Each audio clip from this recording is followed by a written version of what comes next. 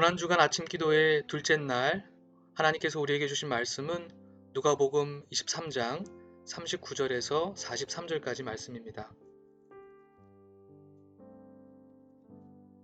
예수와 함께 달려있는 죄수 가운데 하나도 그를 모독하며 말하였다. 너는 그리스도가 아니냐? 너와 우리를 구원하여라. 그러나 다른 하나는 그를 꾸짖으며 말하였다. 똑같은 처형을 받고 있는 주제에 너는 하나님이 두렵지도 않으냐? 우리가 저지른 일 때문에 그에 마땅한 벌을 받고 있으니 당연하지만 이분은 아무것도 잘못한 일이 없다. 그리고 나서 그는 예수께 말하였다. 예수님, 주님이 주님의 나라에 들어가실 때에 나를 기억해 주십시오. 예수께서 그에게 말씀하셨다. 내가 진정으로 내게 말한다. 너는 오늘 나와 함께 낙원에 있을 것이다. 아멘. 하나님의 말씀입니다.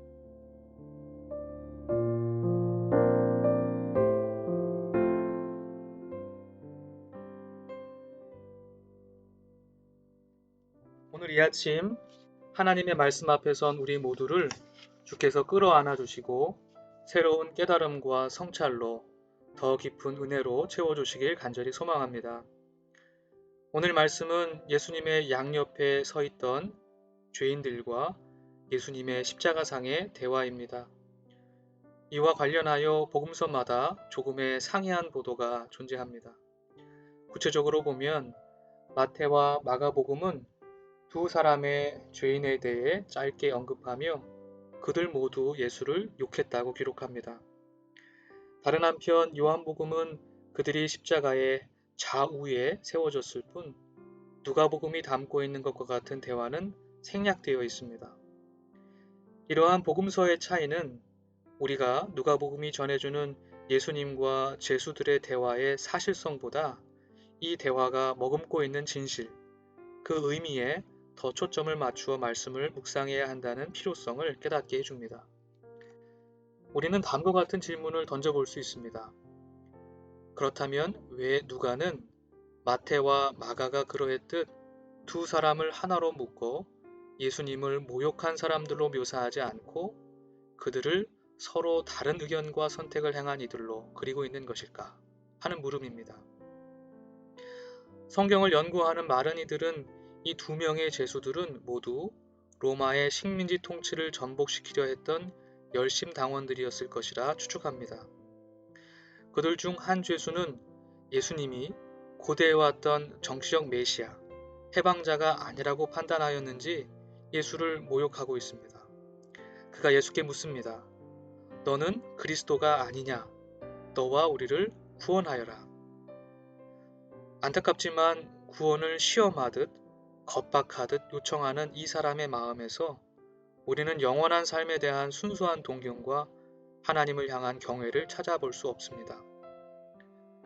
그러나 다른 한 죄수는 예수님께서 정확히 어떤 분이신지 모두 확신할 수 없지만 하나님을 두려워하는 마음을 가지고 있음을 알 수 있습니다. 그는 말합니다. 이분은 아무것도 잘못한 일이 없다. 그리고 그는 예수님께 주님이 주님의 나라에 들어가실 때에 나를 기억해 주십시오 하고 요청하고 있습니다. 저는 누가복음이 이렇게 이 죄수들의 서로 다른 판단과 선택을 우리에게 드러내고 있는 이유는 아마도 죽음 앞에 선 인간, 즉 삶과 죽음의 경계에 선 인간이 양자택일의 선택을 할 수밖에 없음을 가르쳐주기 위한 것이 아닐까 생각해 봅니다. 즉 우리는 삶과 죽음의 경계에서 예수의 그리스도됨, 즉 예수로 말미암은 구원의 능력을 무시하고 거부할 수도 있고 반대로 예수 그리스도로 말미암은 영원한 생명에 눈뜨게 되는 경험을 하게 될 수도 있다는 것입니다. 이것은 십자가 앞에 모든 인간이 결단해야 할 선택입니다. 이 아침 우리 모두 주님, 나를 기억해 주십시오 라고 하는 죄수의 외침을 깊이 성찰해 보았으면 좋겠습니다. 과연 이 죄수는 어느 철학자의 말처럼 하나님이 실제로 존재할 경우 하나님의 존재를 부인하는 것이 궁극적으로 큰 손실이라는 확률과 계산의 근거에서 예수를 선택했던 것일까요?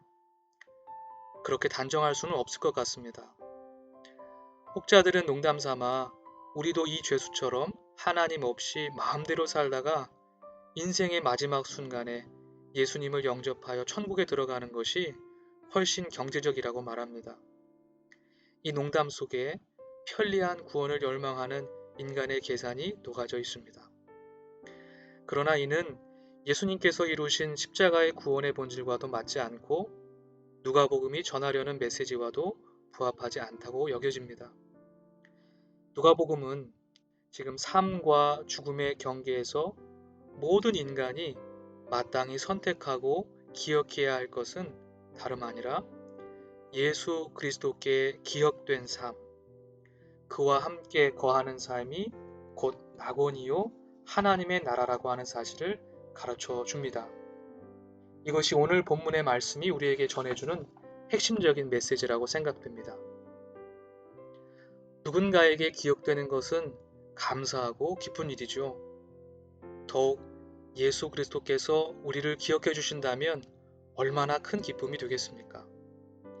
이 아침 주님 나를 기억해 주십시오 하고 기도하는 우리 모두가 되기를 원합니다. 예수님께서 이 죄수의 요청에 응답하십니다.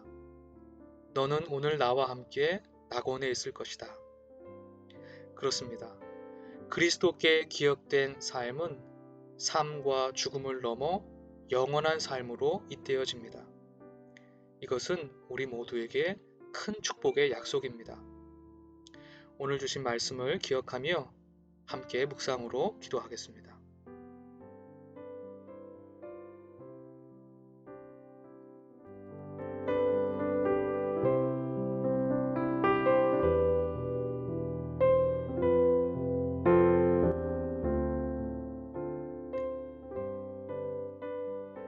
하나님 아버지, 오늘 이 아침에도 성령에 의지하여 주 앞에 나왔습니다.